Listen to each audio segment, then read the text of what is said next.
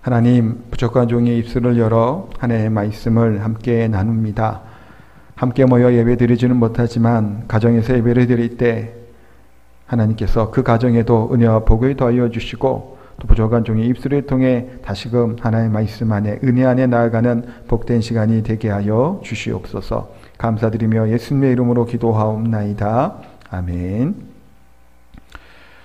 벌써 우리가 온라인으로 이렇게 예배 드린 지 이제 한 달이 다 이제 넘어가고 있습니다. 3월 첫 주부터 이제 지금까지 계속해서 온라인으로 우리가 예배를 드리고 있습니다. 아마 우리들의 관심사는 어떻게 이제 이 코로나19 바이러스가 종식되고 또 이제 끝나게 될지에 대한 것이 아마 큰 관심이 될 겁니다.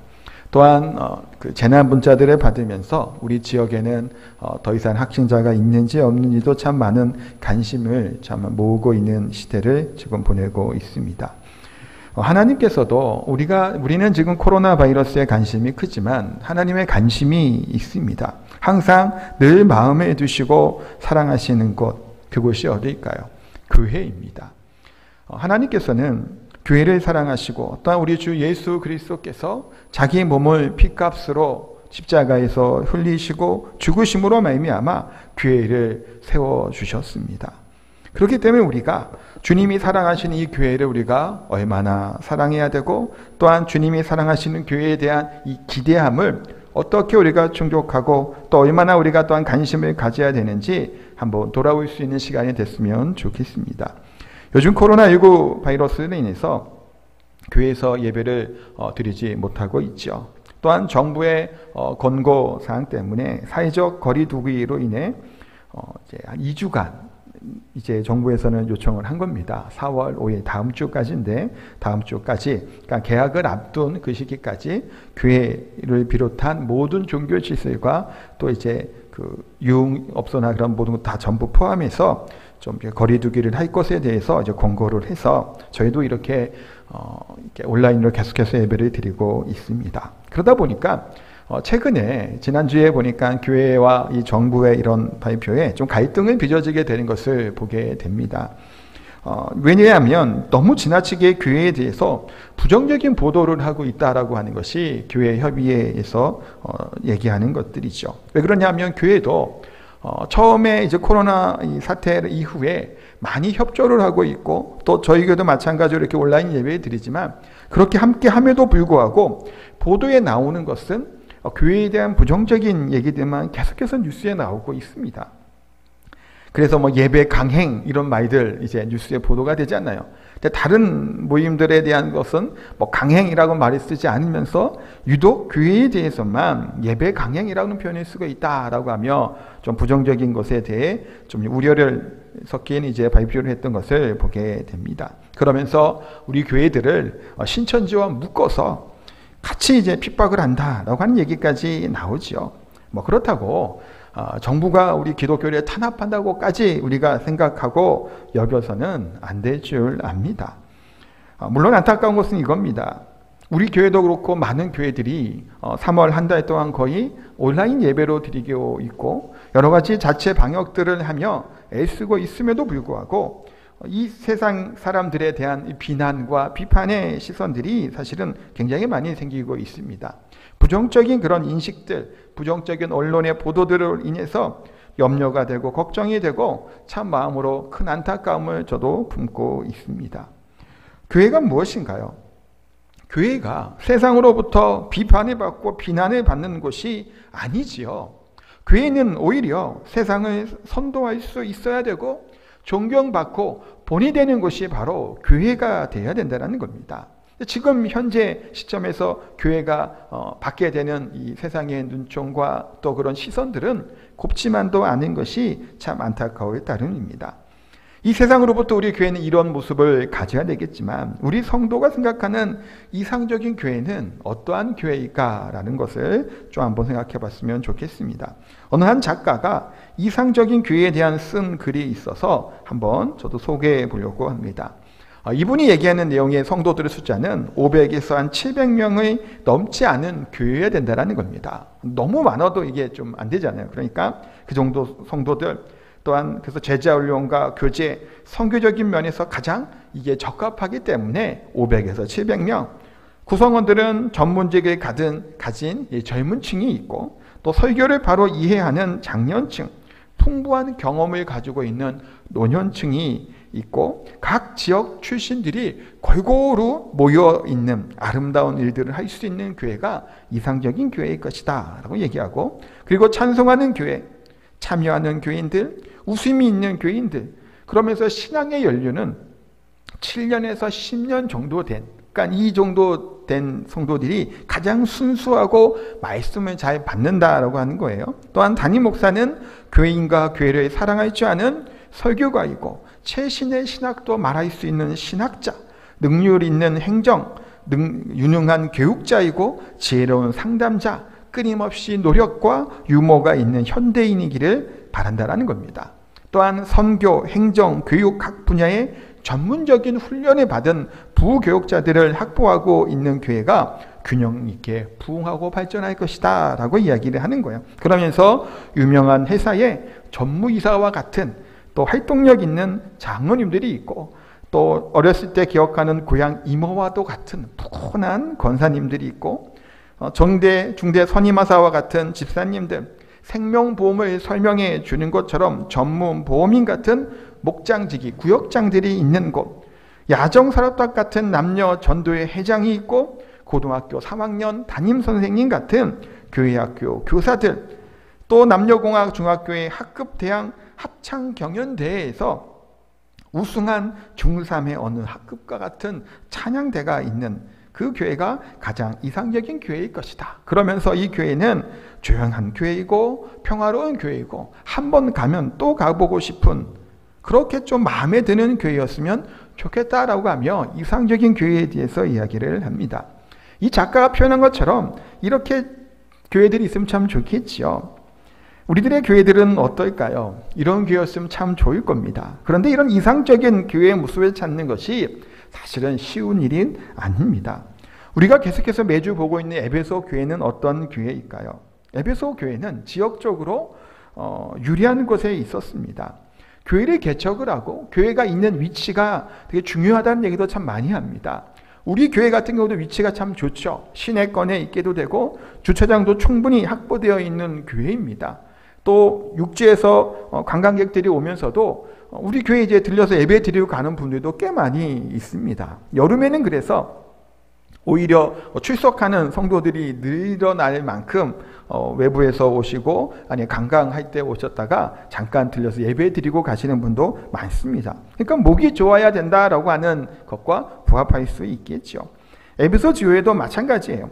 소아시아에 위치해 있었고 또 아프리카, 유럽, 아시아를 만나는 곳이었고 무역과 상업의 요충지였습니다. 그러니까 뭔 얘기인가요? 사람이 많이 모여 있는 곳이 바로 에베소 지역이라는 겁니다. 그러니 복음의 영향력을 얼마든지 끼칠 수 있을 만한 교회가 에베소 교회예요. 뿐만 아니라 이 교회에 설립한 목회자는 누군가요? 담임한 목사님 바로 사도 바울입니다. 사도 바울은 어떤 사람인가요? 해박한 신학적인 지식이 있었죠. 성경의 신학성경의 반을 기록할 만한 탁월한 신학자이기도 합니다. 또한 회심의 능력과 경험을 했던 분이 또 사도 바울이기도 합니다. 복음에 대한 신앙과 말씀 교육에 능했죠. 한 생명을 정말 얼마나 귀하게 여겼는지 그 생명을 위해 자기 모든 수고를 아끼지 않았던 분이 또한 바울입니다. 뿐만이 아니죠. 선교에 대한 열정들, 복음에 대한 열정들 때문에 그 헌신했던 분이에요. 내 목숨을, 내 생명을 조금도 아끼지 않는다라고 얘기할 만큼 복음에 대한 열정이 있었던 분입니다. 뿐만 아니라 당시의 문화와 문명에도 탁월한 지식과 식견을 가지고 있었던 분이 바울이지요. 도란노 서원에 세워서 교인들의 3년 동안 훈련시키고 가르칠 만한 능력 있는 목회자가 바로 이 바울입니다. 그런 목회자가 있었던 교회예요. 좋은 목회자가 있고 좋은 분이 그 지도자로 있다는 것은 그만큼 행복하고 좋을 수 없을 겁니다. 또 에베소 교회는 박해와 고난 중에서도 믿음을 지키는 교인들이 있었던 교회였고 헌신과 수고와 인내가 섬겼던 교회이기도 합니다. 보통 우리가 교회가 박해를 당하게 되면 어떤가요? 많은 사람들이 신앙생활을 잘 하다가 고난이 오고 박해가 오게 되면 교회를 떠나는 경우도 심심치 않게 발견하게 됩니다. 교회에 어려움이 있을 때 이 교회에 같이 있지 못하죠. 그 어려움을 함께 겪고 함께 그걸 극복하지 않고 다른 교회로 떠나는 사람도 사실은 실제로 많이 있습니다. 그런데 에베소 교회는 어려움이 있었고 박해가 있었고 고난이 있었음에도 불구하고 함께 모여서 헌신하고 있었던 살아있는 교회였다는 겁니다. 뿐만 아니에요. 지적으로도 뛰어난 교회입니다. 교회에 이단 사상이 들어오고 이단들이 들어왔을 때도 이것을 분별할 수 있는 교회였고 그들을 촉출하여 쫓아내었던 능력 있는 교회였다는 거예요. 이단이 교회에 들어오게 되면 굉장히 힘들죠. 분별하기가 쉽지가 않습니다. 요즘 코로나19 바이러스 사태로 인해서 드러난 이단이 있습니다. 어딘가요? 신천지이죠. 신천지는 이 코로나 사태 이전부터 우리 교인들, 그리스도인들이 참 경계하고 많이 알고 있는 이단입니다. 근데 많은 사람들이 왜 신천지에 넘어가게 될까요? 젊은 사람들이 신천지에 넘어가는 것을 보면 참 안타까워요. 지식층이라고 하는 분들 또한 신천지에 넘어간 사람도 참 많은 것을 보게 됩니다. 신천지와 같은 이단들은 어떨까요? 애매한 부분들을 명쾌하게 나름 답을 해주고 설명해 줍니다. 그러니까 그런 이단들이 들어와서 교회를 흔들어 놓게 돼요. 추수꾼이라고 하는 사람들이 많이 있다고 많이 보도가 되잖아요. 실제로 아닌 척하고 들어와서 사람들을 데리고 나가는 경우들이 정말 심심치 않게 발견하게 된 것을 보게 됩니다. 그러한 교회 분열을 일으키게 되죠. 이단들이 들어와서 교회를 분열시키고 교인들을 데리고 떠나는 것도 보게 돼요. 그러나 에베소 교회는 영적으로 또한 성경적인 지식과 지혜를 가지고 있어서 이것을 분별해냈던 교회가 바로 에베소 교회입니다. 그러면 에베소 교회가 처음 얘기했던 그 이상적인 교회에 굉장히 부합하는 교회이겠죠. 그런데 좋은 얘기만 했지만 문제가 생긴 겁니다.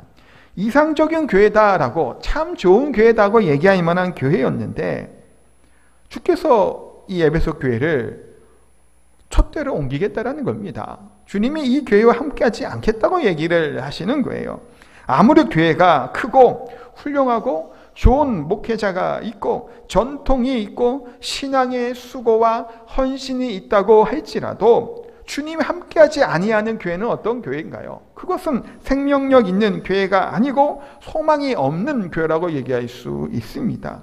반대로 힘들고 어렵고 또한 작지만 주님이 계신 교회는 어떤 교회인가요? 그 교회는 살아있는 교회이고 그것은 하나님이 기뻐하시는 교회인 줄 믿습니다. 우리 사랑하는 우리 평안교회 성도들은 어떠한 교회를 또 어떠한 마음으로 우리 교회를 섬기고 있는지를 좀 한번 돌아봤으면 좋겠습니다.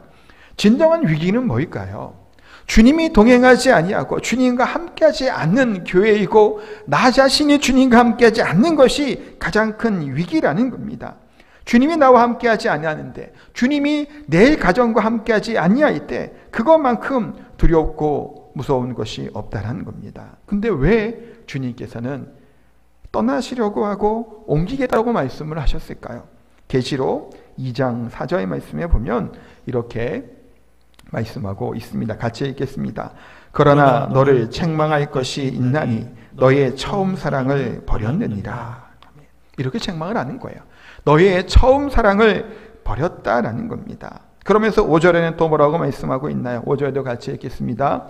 그러므로 어디서 떨어진 것을 생각하고 회개하여 처음 행위를 가지라. 만일 그리하지 아니하고 회개하지 아니하면 내가 내게 가서 내 촛대를 그 자리에서 옮기리라. 아멘. 이렇게 경고를 하시는 겁니다. 처음 사랑, 첫사랑을 잃어버렸다라는 거예요. 우리가 첫사랑하면 너무나 잘 알고 있지요. 처음 가졌던 신앙의 그런 마음들, 또 누군가를 사랑했을 때 처음 가졌던 사랑의 마음을 생각해 보면 좋을 것 같습니다. 그러니까 처음 주님을 만났을 때 신앙생활 할 때 우리의 모습들은 어땠나요? 주님만 있으면 만족하는 겁니다. 다른 모든 것이 다 없어도 우리 주 예수 그리스도로 말미암아 만족하고 기뻐했을 때가 주님을 처음 만났던 그 당시입니다. 내 죄를 사해 주시고 영원한 생명을 주시는 이 구속의 은혜, 구원의 은혜를 베풀어 주신 하나님의 은혜 안에 항상 감사했을 때가 바로 첫사랑, 처음 믿었던 그때이죠. 그래서 내 시간에 드립니다. 내 물질을 드리기도 합니다. 또한 어려운 사람들, 전혀 모르는 사람이어도 하나님께서 말씀하시기에 그들을 사랑하는 마음으로 그들을 도운 일까지도 했을 때가 어떤 때인가요? 그게 예수님을 만났던 처음 사랑의 모습이에요. 그런데 교회에서 신앙생활을 하는데 이 처음 사랑을 잃어버리게 되는 겁니다. 더 이상 하나님께 시간을 드리고 또한 마음을 드리고 예배 시간에 정해놓고 예배를 드린 그 모든 것들이 부질없어 보일 때가 있고 때로는 이런 아름다운 교제가 이루어지지 않을 때도 있다라는 겁니다. 우리가 첫사랑을 하게 되고 누군가를 사랑하게 되면 어떤가요? 아무리 피곤해도 피곤한 줄을 모르고 있죠. 밤새 헤어지고 또 밤새 통화하고 전화를 붙들고 있어도 그것이 시간 아까운 줄 모르고 할 때가 바로 이 처음 사랑을 가졌을 때입니다. 신앙생활의 원리도 이와 같다라는 거예요. 주님과 아름다운 교제가 이루어지게 될 때, 그 첫사랑의 감격과 은혜 가운데 살아갈 때 우리는 하나님께 봉사하고 섬기고 또 친교하고 헌신하고 서로가 서로를 용서하는 일들이 일어나게 되는 거예요. 그런데 그 처음 사랑이 식어져 버립니다. 그 처음 사랑을 잊어버리게 돼요. 그러면 어떨까요? 용서하지 않습니다. 예배를 드려도 기쁨이 없어요. 신앙생활에도 감격이 없는 겁니다. 매주 드리는 예배가 형식적인 예배로 드려지게 되는 거예요. 능력이 없습니다. 그냥 종교인처럼 살아가게 되는 겁니다. 어쩌면 우리들의 모습일지도 모릅니다. 교회에 대한 소중함을 느끼지 못하고 우리가 때로는 살아왔던 우리들의 모습들을 한번 돌아보게 돼요. 성도들 간의 교제와 사랑이 얼마나 귀하고 값진 일이었는지도 우리가 또 모르고 살아갈 때가 많다라는 겁니다. 그런데 한편으로는 코로나19 바이러스로 인해서 교회에 모이지 못하죠. 함께 예배드리지 못하면서 이런 생각을 아마도 다들 하실 거예요. 내가 주일날 나와 예배드리는 것이 얼마나 기쁘고 감사한 일인지 모이지 못할 때 비로소 우리가 깨닫게 되는 겁니다. 우리 옆에 있었던 성도들이 그동안은 조금 얄밉기도 하고 좀 싫기도 했지만 그들을 보는 것이 얼마나 기쁘고 감사한 일인지 그것에 대한 우리가 깨닫는 지금 소중한 시간을 보내고 있는 줄 믿습니다. 근데 에베소 교회도 마찬가지였다라는 거예요. 교회가 가져야 할 본분을 망각하고 살아갔던 이들의 모습들을 보게 됩니다. 그래서 오늘 본문에 보면 세 가지 단어가 나옵니다. 11절에 생각하라, 또 13절에 이제는, 19절에 그러므로 이제부터라고 하는 단어가 나오는데 이것들을 중심으로 해서 한번 말씀을 나누도록 하겠습니다. 물론 이거 한꺼번에 다 하려고 하다가 시간이 좀 이렇게 내용이 좀 많아져서 오늘은 11절, 12절 앞부분 먼저 한번 보도록 하겠습니다. 에베소 교회는 구성원들이라고 해야 될까요? 어떤 사람들이 많이 있었을까요? 이런 사람들이 있어요. 초대교회 당시에 유대인으로 복음을 믿은 겁니다. 예수님 믿고 예수님 믿게 된 그리스도인들이 있었고 또한 원래부터 이방인들이었는데 그 복음 사도 바울의 복음 전도와 또한 그들의 에베소 교회의 전도를 통해서 예수님 믿게 됐던 사람들이 이제 교회 함께 공동체 안에 있는 겁니다. 그런데 이들 안에 문제가 생긴 거예요. 11절, 12절 말씀을 그래서 한번 우리 읽어보도록 하겠습니다. 한 번 더 11절, 12절을 읽겠습니다. 그러므로 생각하라. 너희는 그때에 육체로는 이방인이요 손으로 육체에 행한 할례를 받은 무리라 칭하는 자들로부터 할례를 받지 않은 무리라 칭함을 받은 자들이라. 그때에 너희는 그리스도 밖에 있었고 이스라엘 나라 밖의 사람이라. 약속의 언약들에 대하여는 외인이요 세상에서 소망이 없고 하나님도 없는 자이더니. 자, 이전에는 이방인이었다라는 얘기입니다. 그러니까 그러므로 생각하라. 이 얘기는 그러니까 기억하라라고 하는 뜻이에요. 무엇을 기억하라는 걸까요? 너희들이, 당신들이, 여러분들이 처음 예수님 믿을 때 아니 그 전에 상태가 어떤 상태였냐라고 하는 것을 물어보는 겁니다. 에베소 교회는 이방인 교회라고 해도 과언이 아닙니다.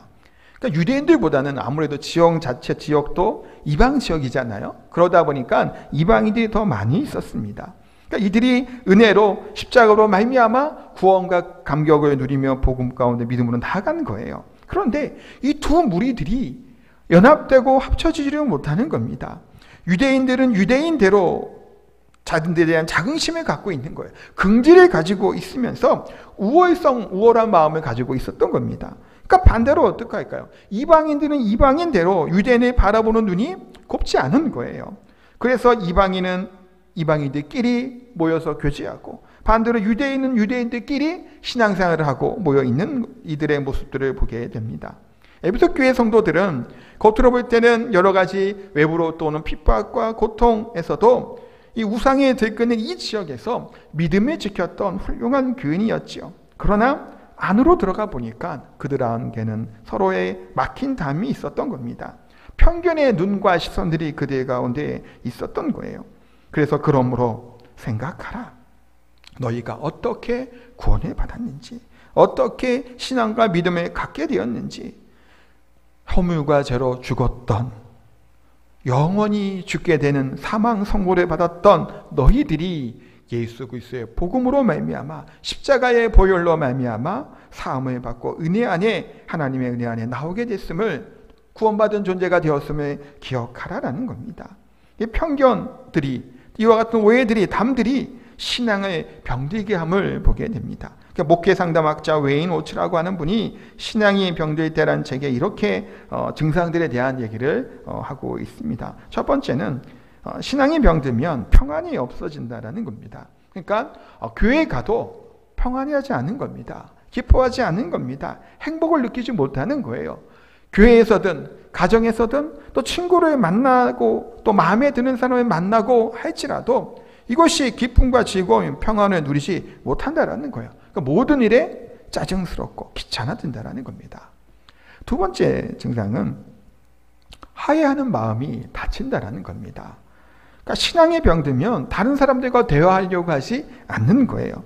그 사람이 만나는 것도 싫어하는 겁니다. 또 다른 의견이 가지고 있는 그 사람에 대한 이해하고자 하는 마음을 갖지도 않는 거예요.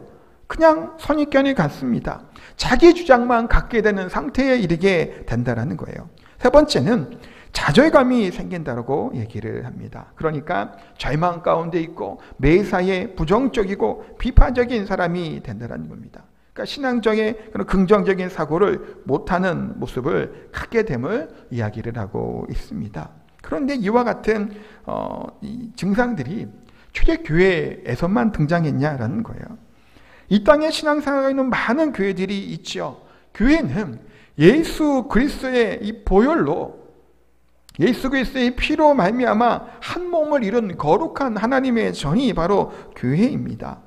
그런데 보이지 않는 막힌 담들이 있고 또 벽들을 치고 있어서 서로가 교제하지 않는 것을 보게 됩니다. 신분의 벽들이 여전히 있는 거예요. 어느 지역 출신이냐에 따라서 그런 지방색들이 또한 짙은 교회들도 있습니다. 또 교회에 언제 왔느냐에 따라 달라지게 돼요. 먼저 왔다, 얼마나 됐다 라고 하는 이야기들이 하죠.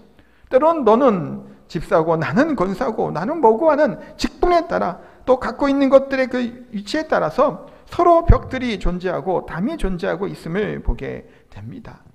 교회에서 새로운 분들이 있을 때 따뜻하게 맞이하는 경우도 물론 있지요. 그런데 반대로 텃세라고 얘기하는 것을 부리는 교회들도 참 많이 있습니다. 보면 정도의 차이만 있지 어떠한 교회를 가든지 간에 텃세가 조금씩은 다 있는 것 같아요. 저희 아버지가 이제 수도권에 쭉 사시다가 은퇴를 하시고 지방에 내려가서 사신 적이 있습니다. 지명은 제가 지금 말씀드릴 수는 없겠죠. 하여튼 전혀 모르는 지역이에요. 그냥 차 타고 어머니랑 같이 돌아보시다가 참 좋구나 싶어서 이제 한적하고 좀 주위를 둘러보시다가 마음에 들어서 좀 오래된 집을 좀 매입을 하고 리모델링 한 다음에 내려가 좀 사셨어요. 근데 그러니까 이제 교회도 다니시고 해야 되니까 근처에 교회를 다니면서 이제 신앙생활을 하셨는데 교회 텃세가 너무 심했다고 합니다. 그래서 그렇게 얼마나 계셨던지 정확히 기억이 안 나는데 그래서 좀 이렇게 사시다가 더 이상 못하고 이제 집 팔고 다시 올라오셨어요. 수도권 올라오셨다가 지금은 물론 이제 남해 쪽 지역으로 내려가셔서 이제 사시는데 지금은 그래서 아무도 없는 데 가지 않고 그때 처음 내려가실 때는 아무도 연고 없는 곳에 그냥 가신 거예요. 이번에는 이제 살고 계신 이제 친척이 있는 곳에 가서 지금 이제 정착해서 지금 살고 계십니다. 물론 그곳이 농촌이기 때문에 더 그럴 수도 몰라요. 그러나 많은 교회들이 이와 같은 이제 텃세들이 있고 서로 막힌 담을 가지고 선입관을 가지고 상대방들을 바라보는 경우들이 너무나 많다라는 겁니다. 사랑하는 성도 여러분, 우리들은 태어날 때부터 분명히 차이가 있는 존재들입니다. 세계에는 여러 인종들이 있습니다. 예전에 제가 이제 학교 어릴 때 보면 세 인종으로 나눴었어요. 백인, 흑인, 황인 이렇게 얘기했죠. 근데 지금 보면 인종이 그렇게 셋밖에 있는 것도 아니에요. 더 많은 인종들이 있고 다양한 피부색을 가지고 있는 사람들이 있습니다. 이와 같은 인종이 다르고 차이가 있는 것들은 하나님의 주권이죠. 하나님이 우리를 황인, 동양인으로 이렇게 태어나게 하신 거예요. 그러니까 어떤 사람은 동양에서 태어나고 어떤 사람은 서양에서, 어떤 사람은 미국에서 태어나겠죠. 어떤 사람은 태어날 때부터 아름다운 외모와 또한 그런 지혜와 지식들 이런 같은 좀 이제 것들을 갖고 태어난 사람들도 있습니다. 뛰어나게 태어난 사람도 분명히 있어요. 근데 반대로 그렇지 못한 사람도 있어요. 태어날 때부터 어려움과 아픔을 갖고 태어난 사람들도 있죠. 장애를 안고 태어난 사람들도 있습니다. 유대인이든 이방인이든 그런 차이들을 무시하라고 하는 것이 아니라는 거예요. 하나님께서는 서로의 차이를 비교하라고 얘기하는 것이 아니죠. 각자 다르게 이 땅에 태어나게 하시고 만드신 이유는 서로가 서로를 인정하라고 하신 하나님의 뜻이라는 겁니다. 좀 백인들은 백인대로 기뻐하며 살아가야 되겠고, 흑인은 흑인대로, 또 동양인들은 동양인대로 흑인대로 그렇게 살아가는 겁니다. 연약한 사람은 연약한 대로 기쁨을 누리고 인정받고 행복하게 살아갈 권리가 충분히 다 있다는 겁니다. 그런데 인간이 어느 순간부터 힘이 생기면서부터 힘없는 사람을 무시하기 시작하는 거예요. 자기의 힘으로 자기만의 성을 쌓아가게 됩니다. 예전에 인기리에 방송되었던 스카이 캐슬을 아실 거예요. 그런 모습들이 실제로 많이 있다는 거예요. 인종차별이 세계적으로 심각하죠. 많은 스포츠나 그런 곳에도 보면 인종차별하는 것에 대해서 굉장히 이제 체벌이나 이제 벌칙을 이제 많이 내리는 것들을 보게 됩니다. 그런데 그들이 다 인종차별을 안 할까요? 겉으로는 절대로 안 된다라고 얘기하지만 그들 속마음은 어떨까라는 생각을 좀 해보게 돼요. 분명히 지금 차별을 하는 것들이 분명히 존재하고 있습니다. 얼굴 색깔이 조금 다르다고, 태어난 환경이 조금 다르다고, 이와 같은 것들이 참 많이 있습니다. 그런데 하나님이 아브라함을 왜 택하셨을까요? 당시에도 많은 사람들이 있었습니다. 백인들도 있었죠. 흑인들도 있었습니다. 그런데 하나님께서는 아브라함을 선택하시고 아브라함을 통해서 유대인들, 이스라엘 백성들을 택하셨습니다. 근데 그들은 그 선민의식을 가지고 살아가게 되죠. 택함받은 족속이라고 민족이라는 겁니다. 그들을 통해서 하나님이 무엇을 이루고 싶어서 아브라함을 택했냐라는 거예요. 왜 하필이면 이스라엘 백성을 택했냐라는 거예요. 그들을 통해 온 세계에 하나님의 말씀을 전하기 위함이에요. 그런데 그들은 유대인들의 자신들과 이방인을 구분하기 시작합니다. 그래서 특별한 자신들은 존재이고 그들은 상도하지 아니한다고 여기기 시작하는 거예요. 스스로 원래담을 만들고 구분하기 시작합니다. 유대인인 것을 편하기 시작해요. 이방인은 무시하죠. 유대인은 이방인에서 개라고까지 불렀습니다. 바로 이방인은 어땠어요? 이렇게 선민의식이 전했던 그들을 고온론으로 부를 이유가 없습니다. 더욱 열심히 신앙생활을 하면서 그들을 이기려고 하죠. 순수하지 못한 목적을 가지고 이 수치를 갚으려고 하게 되는 것 또한 보게 됩니다. 이처럼 각자 다름이 있고 틀림이 있으면 그것을 인정하지 못함을 보게 됩니다. 그래서 어떤 미국의 학자, 푸트남이라는 학자는 이런 얘기를 했대요. 흑인이 백인처럼 진화되기 위해서는 거의 무한대의 시간이 필요할 것이다 라고 얘기했답니다. 미친 소리예요. 흑인이 백인으로 진화할 이유가 없어요. 흑인은 흑인대로 살아가는 것이죠. 우리 또한 이 모습 그대로 우리가 살아가는 겁니다. 백인이 특별히 우월하다고 여길 이유도 없지요. 그러나 이들은 당시에 이게 굉장히 이제 많은 그것들이 차별을 뒀던 것을 우리가 알잖아요. 미국의 많은 지식층들은 아프리카에서 건너온 아메리카 흑인들의 구제의 대상이 될 수 없다고까지 이야기를 했다고 합니다. 그만큼 인종차별이 심했던 것을 보게 됩니다. 그런데 우리가 아무리 오랜 시간 동안 바뀌려고 할 이유도 없겠죠. 하나님께서 나를 이와 같은 모습으로 창조하셨기 때문에, 하나님의 계획 가운데 우리가 살아가고 있기 때문에 절대로 우리가 그렇게 바뀔 이유도 없고 그렇게 될 필요도 없다라는 겁니다. 사랑하는 성도 여러분, 근데 왜, 무엇 때문에 스스로 우리가 비관하며 살아가게 있냐라는 거예요. 무엇 때문에 반대로 우리가 우월감에 빠져 살아가고 있는지 좀 생각해 봤으면 좋겠습니다. 돈이 없다고 우리 자신을 비관할 필요도 없죠. 반대로 돈이 많다고 우리가 우월한 사람들이 아니라는 겁니다. 건강하든 건강하지 못하든 간에 그것이 우리를 절망 가운데 비관하게 할 이유도 없을 것이고 우월감에 빠질 이유도 전혀 없다라는 겁니다. 우리 모두 다 똑같은 하나님께 창조하신 하나님의 걸작품이고 하나님의 귀한 작품인 줄 믿습니다. 우리의 관계가 깨어진 이유는 뭘까요? 그래서 남과 비교하게 될 때, 우월하다고 생각하게 될 때, 남보다 못하다고 생각하게 될 때 우리의 관계들이 깨지게 되는 것을 보게 됩니다.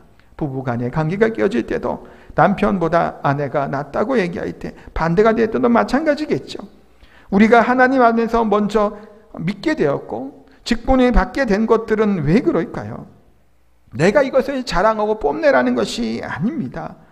내가 먼저 믿었다고 믿지 아니한 사람, 아니면 아직 늦게 믿었던 사람에게 뭐 이렇게 차별하고 내가 더 나은 사람이다, 내가 우리에게 먼저 왔으니까, 내가 세상에서 더 오래 했으니까, 내가 직분이 많기 때문에 그것을 우월하게 얘기할 것이 아니라 이것을 통해서 뭐 하라는 걸까요? 복음을 전하게 하기 위함이라는 거예요. 하나님께서 이스라엘 백성들을 먼저 택하신 것은 이들을 통해서 이들을 제사장 나라가 되게 하셔서 복음을 온 세상에 전파하시라고 하는 뜻이 있었던 것처럼 우리를 먼저 믿게 하였다라면, 또 우리가 먼저 믿었기 때문에 열심히 있고 애씀이 있고 헌신과 봉사가 있었다라면 이것을 스스로 자랑하기 위함이 아니라 이러한 믿음과 열심들을 통해서 복음을 증거하는 용도로 사용하기 위함인 줄 믿습니다. 우리를 스스로를 너무나 특별하다고, 물론 우리는 하나님의 특별한 걸작품이죠. 그러나 다른 사람과 비교해서 우월하다고 생각해서는 안 된다라는 겁니다. 지금 우리가 사순절을 보내고 있습니다. 예수님이 묵상하고 계시죠. 우리 예수님께서 어떻게 이 땅에 오셨나요? 전능하신 신의 모습으로, 하나님의 모습으로 이 땅에 오시지 않았잖아요. 우리와 똑같은 죄인의 모습으로, 인간의 모습으로 이 땅에 오셨습니다. 우월한 위치에서 우리를 긍휼히 여기신 것이 아니라 똑같은 모습으로 우리에게 사랑과 긍휼을 부어주셨고 우리를 위해서 대신하여 십자가에 못 박혀 죽으셨습니다. 예수님은 좌절하고 절망하는 사람들을 위해 이 땅에 오셨습니다. 사랑하는 성도 여러분, 우리가 하나님과 이와 같은 관계들이 온전하게 회복되게 되기를 소원합니다. 내가 하나님 안에서 먼저 신앙생활을 했든지 간에 그렇지 아니했든지 간에 그것이 중요한 것이 아니죠. 내가 하나님 앞에 얼마나 온전하게 서고 있는지를 좀 봤으면 좋겠고, 우리의 신앙생활을 할 때 애쓰고 수고하면 분명히 필요합니다. 그러나 그것이 족둥하둥 바둥바둥 하는 것이 아니라 무엇 때문에 우리가 애쓰고 수고하나요? 구원의 은혜가 너무나 값지고 크기 때문에 우리가 기쁜 마음으로 봉사도 하고 섬기고 있는 겁니다. 이것이 나를 우월하게 하시도 나를 나된 것으로 여겨지는 것이 아니에요. 모든 것은 다 뭔가요? 하나님의 은혜이죠.